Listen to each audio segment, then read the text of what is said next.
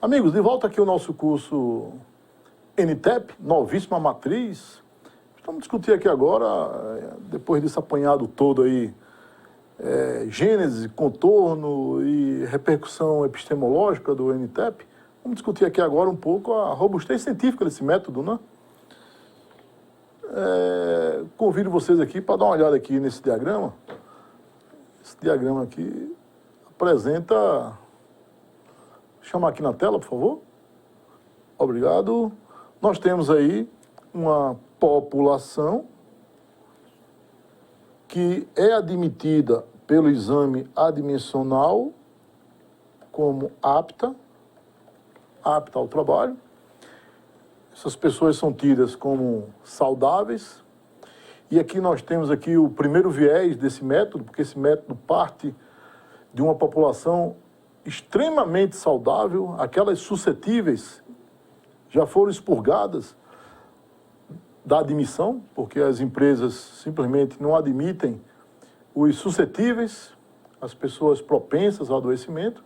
Então nós temos aqui um crivo de admissibilidade que torna essa população altamente sadia, né? Então nós temos aí um primeiro viés, um viés de seleção populacional, porque as empresas contratam pessoas e eliminam, descartam, expurgam toda e qualquer possibilidade, né? Isso em grandes números, né, pessoal? É uma ou outra situação, claro que passa pelo crivo da medicina ocupacional, mas em grande medida nós temos aí um viés de seleção, porque os entrantes aqui nessa coorte, os entrantes são pessoas altamente saudáveis da perspectiva do empresário. E aí você separa esse grupo populacional em dois grupos. O grupo sob teste, chamado grupo dos expostos, são aqueles que estão vinculados a um determinado CNAE classe. E dessa população, desse CNAE, você verifica os doentes, os incapacitados e os não incapacitados. Perceba que existe uma direção aqui, um sentido e uma direção. O sentido é de esquerda para a direita e a direção nessa horizontal aqui, a partir da população observada, uma direção de estudo prospectivo. Ele vai para frente. Eu pego um marco temporal, no caso, o ano 2000, janeiro do ano 2000, e vai até o final do ano 2016. Então, estão 17 anos aqui no tempo. Observando a população empregada vinculada ao RGPS, Regime Geral de Previdência Social.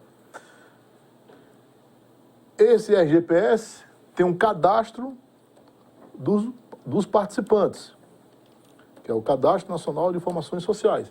Esse cadastro é alimentado pela GFIP e pelo E-Social.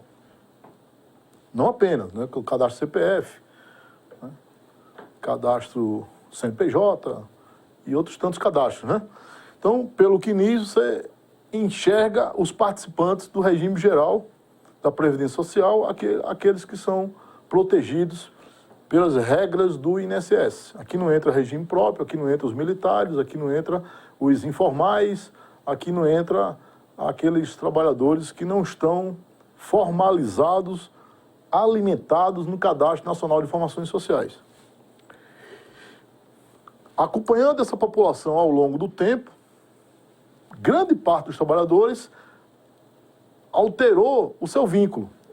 Nos 17 anos, o trabalhador trabalhou na empresa CNPJ X, depois foi para o Y, depois foi para o Z, depois foi para X1, depois foi para o Z8, depois foi para N9, né?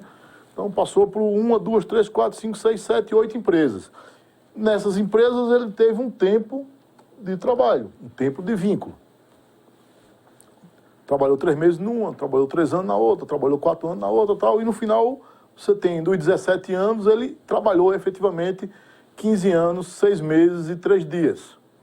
Mas o universo, o espaço temporal observado é de 17 anos.